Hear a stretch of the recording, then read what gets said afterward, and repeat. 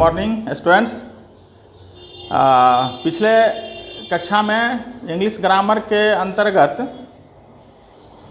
Tense की जानकारी दे रहे थे और टेंस जैसा कि हम सभी जानते हैं, टेंस को तीन भाग में बांट करके अध्ययन करते हैं: प्रेजेंट टेंस, पास्ट टेंस और फ्यूचर टेंस। तो प्रेजेंट टेंस की जानकारी दी गई थी पिछले वीडियो में। आज उससे आगे बात को बढ़ा रहे हैं, यानी प्रेजेंट टेंस का आज टाइप्स बताएंगे। तो प्रेजेंट टेंस का टाइप्स है, चार टाइप्स है: present indefinite, present imperfect, present perfect और प्रेजेंट परफेक्ट कंटिन्यूअस। तो अभी प्रेजेंट इंडेफिनिट के बारे में अभी हम लोग चर्चा करेंगे। जैसा कि टेंस में बताए थे, टेंस को तीन भाग में बांट करके अध्ययन करेंगे। इसको ऐसे तो प्रेजेंट, पास्ट, फ्यूचर लिखते हैं, लेकिन मैं यहां पर लिख रहा हूं प्रेजेंट टेंस।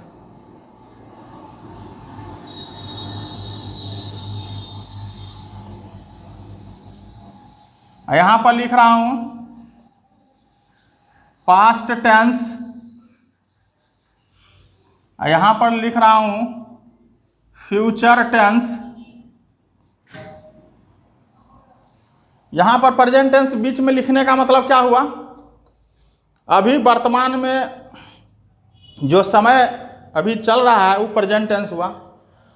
यह बैक का है, इधर दिखा रहे हैं, पूर्वार्ध दिखा रहे हैं और उसको उत्तरार्ध दिखा रहे हैं। मतलब इस प्रेजेंट के बाद का दिखा रहे हैं, यहाँ प्रेजेंट के पहले का दिखा रहा है। पहले का मतलब बीता हुआ, तो पास्ट हो गया। और प्रेजेंट के बाद, वर्तमान समय के बाद जो समय आएगा वह फ्यूचर होगा, इसलिए प्रेजेंट के बाद फ्यूचर को यहाँ पर दिखाया जा रहा है। ऐसे तो हम लोग पढ़ते आए हैं पहले प्रेजेंट, पास्ट, फ्यूचर, लेकिन इसको मैं एज ए इंडिकेशन बता रहा हूँ कि प्रेजेंट यहाँ लिखे हैं तो इधर बीता हुआ समय पास्ट टेंस हो गया, आने वाला समय फ्यूचर टेंस हो गया।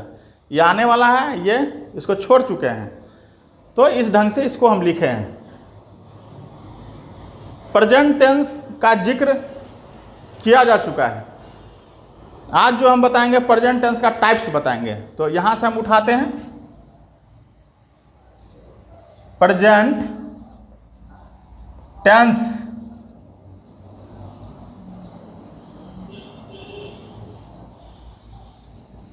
के अंतर्गत आज पढ़ेंगे प्रेजेंट इंडेफिनिट। प्रेजेंट इंडेफिनिट,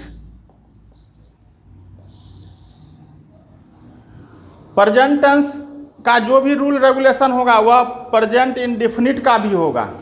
इसका जो आइडेंटिफिकेशन है, इसका भी वही आइडेंटिफिकेशन, इसका जो मैकिंग रूल है, इसका भी वही मैकिंग रूल है। तो प्रेजेंट टेंस पिछले वीडियो में जानकारी दी जा चुकी है। इट मीन्स प्रेजेंट इंडेफिनिट भी जान जाएंगे। तो इसको हम सिंपल में हल्का जिक्र कर रहे हैं। जैसे इसका आइडेंटिफिकेशन क्या है?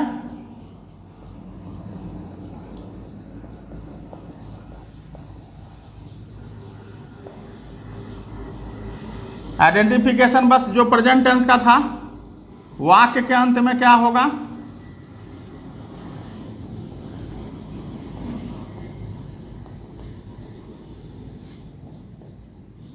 ता है, ती है, ते हैं, ता हूं, ती हूं, ते हो आदि शब्द लगे रहते हैं। इसका मैकिंग रूल यहां पर बता दिए थे। मैकिंग रूल में प्रेजेंट टेंस में सब्जेक्ट के बाद जो है वर्ब आएगा, और वर्ब में एस या ई एस लगेगा, और इसके बाद जो है ऑब्जेक्ट होगा और ओसी होगा। उसी का यहां डिटेल मैकिंग रूल में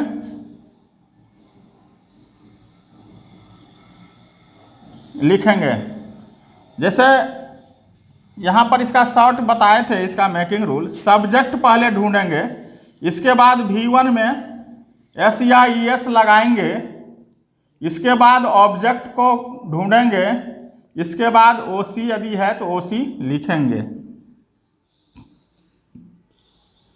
बहुत से स्टूडेंट्स को इतना लिख देने से उनको समझ में नहीं आता है, तो इसका डिटेल्स मैं यहाँ लिख रहा हूँ। सब्जेक्ट यहाँ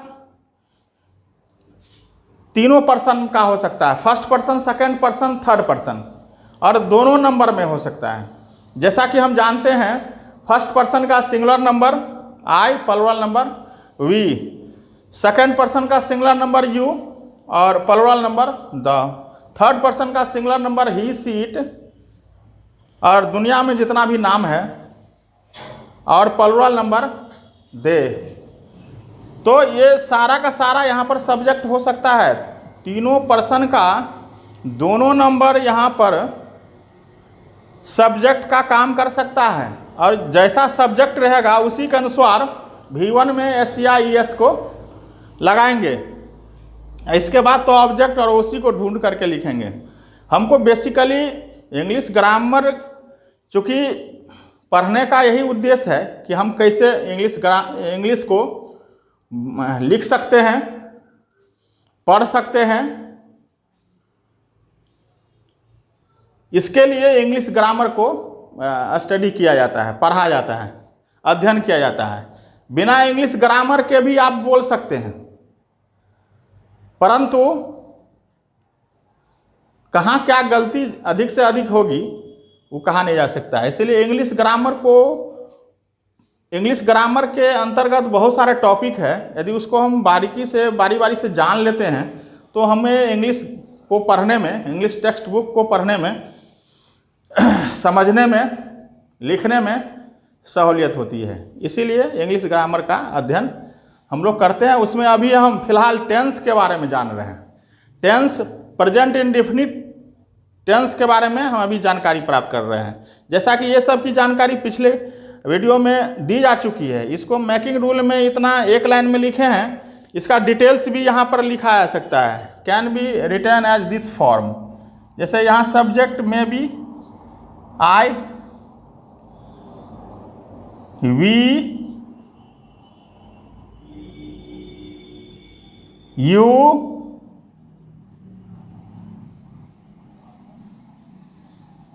they, यहाँ पर थर्ड पर्सन का सिंगुलर नंबर लिख दे रहे हैं। he, she, it, all name।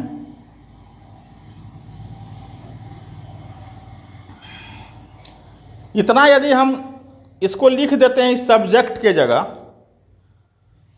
और इसके बाद यहाँ से यहाँ तक एक इसका ग्रुप बनाते हैं, तो यहाँ से यहाँ एक ग्रुप बनाते हैं तो प्रॉब्लम में भी क्रिएट हो सकता है। इसको दो ग्रुप बनाते हैं।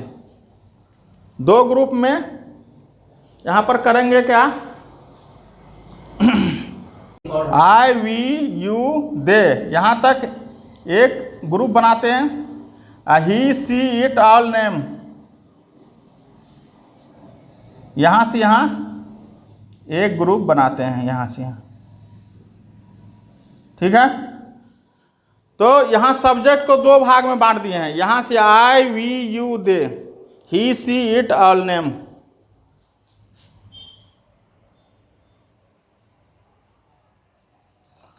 अब इसके बाद जो है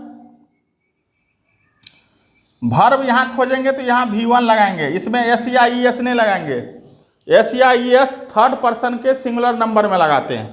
तो यहाँ थर्ड पर्सन का सिंगुलर नंबर लिख दिया गया है। तो यहाँ पर क्या लगाएंगे, V1 में एस या ई एस जोड़ेंगे। इसके बाद यहाँ से यहाँ पूरे को यहाँ से यहाँ ब्रैकेट में रखेंगे। फिर ये सबों के लिए ऑब्जेक्ट काम करेगा, OC एक ही होगा, ऑब्जेक्ट एक ही होगा, लेकिन यहाँ वर्ब अलग अलग होगा।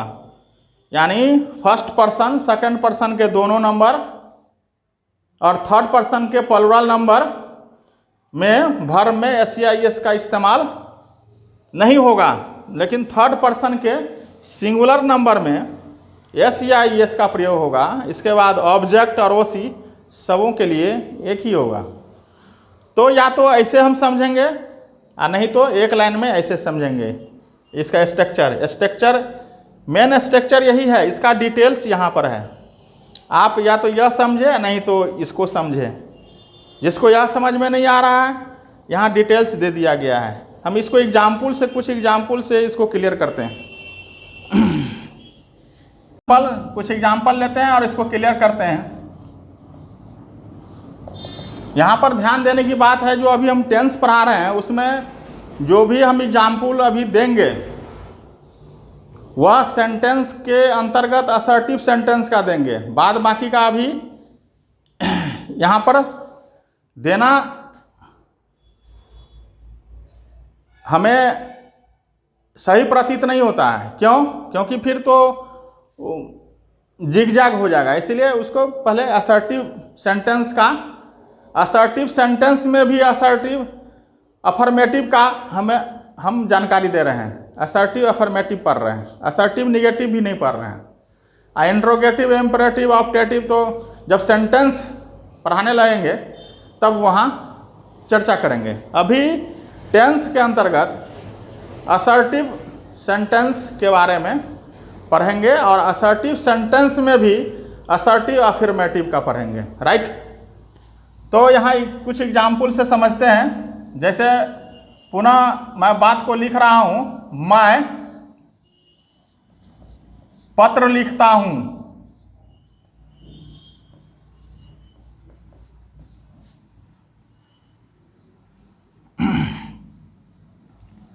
मैं आपको जानता हूँ।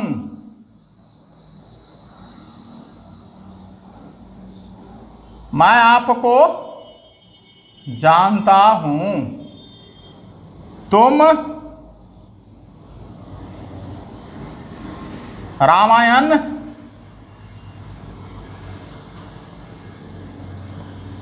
पढ़ते हो। हम लोग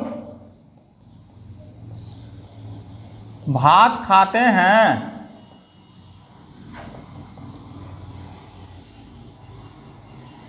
सीता घर जाती है। बहुत सारा ट्रांसलेशन है। श्याम दूध पीता है। वह डाल्टनगंज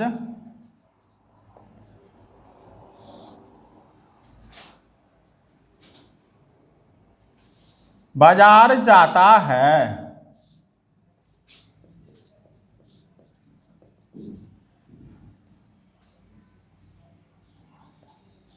हम लोग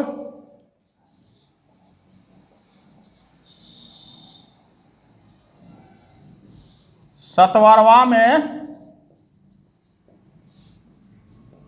रहते हैं। बहुत सारे ट्रांसलेशन है, आप इसको बना सकते हैं। इसका स्ट्रक्चर मैं बोल दिया हूँ। पहले सब्जेक्ट को ढूंढेंगे तो यहाँ सब्जेक्ट हो गया आई। इसके बाद वर्ब को ढूंढेंगे तो लिखना हो गया वर्ब, तो यहाँ लिखेंगे राइट। इसके बाद ऑब्जेक्ट हो गया पत्र, तो आई राइट लेटर। चूँकि पत्र है, एक समय में एक ही कार्य होगा। पत्र है, पत्र क्या है? कंटेबल फॉर्म है, इसलिए आई राइट ए लेटर। मैं आपको जानता हूँ, यहाँ सब्जेक्ट हो गया, यह ऑब्जेक्ट हो गया, सॉरी यहाँ वर्ब हो गया और यहाँ ऑब्जेक्ट हो गया।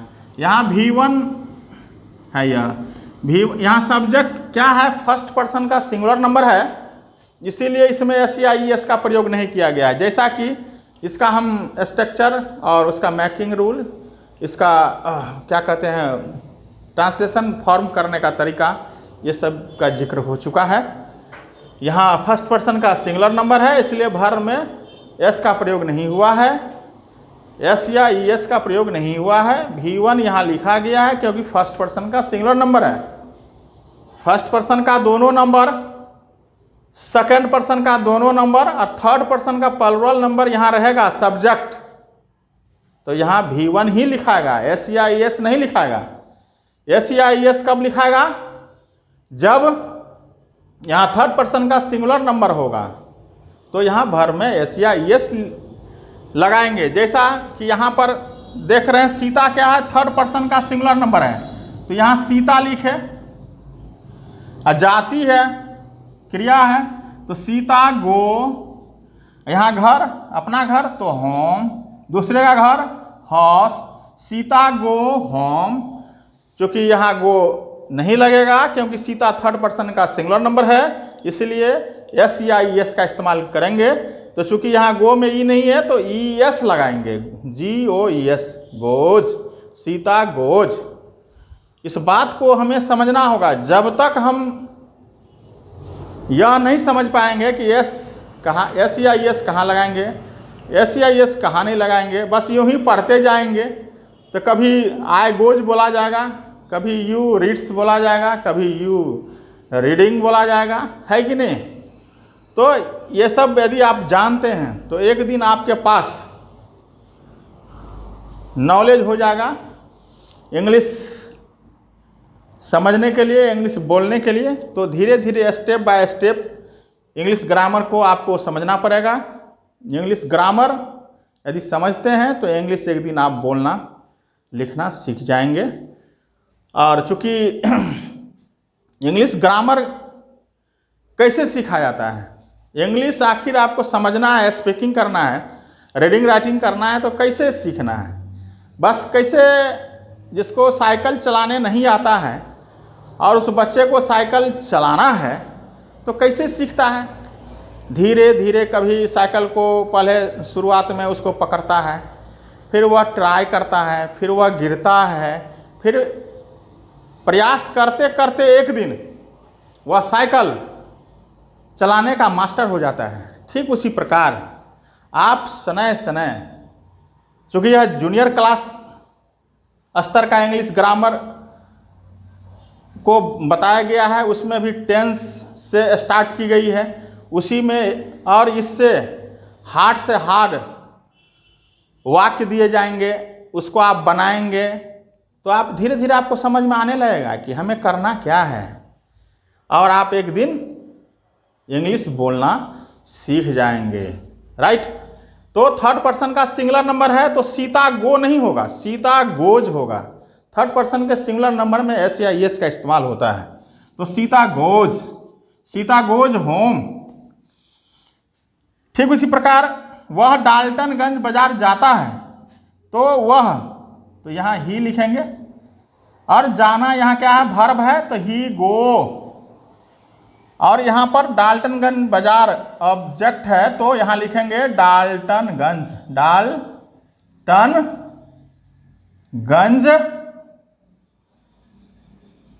बाजार। तो ही यहाँ गो लिखे, लेकिन यह इंग्लिश ग्रामर के नियमानुसार यह रॉन्ग है, तो ही गोज होगा, क्योंकि ही थर्ड पर्सन का सिंगुलर नंबर है। तो थर्ड पर्सन का सिंगुलर नंबर है तो गो में क्या लाएंगे, ई एस लाएंगे, तो ही गोज। इसी ढंग से हम लोग सतवर्बा में रहते हैं। वी, रहना क्या है, वर्ब है, तो वी लीव। चूँकि यह छोटा जगह है, छोटा जगह के लिए एट का इस्तेमाल करते हैं और बड़ा जगह के लिए इन का इस्तेमाल करते हैं। कुछ चीज़ को समझना है धीरे धीरे।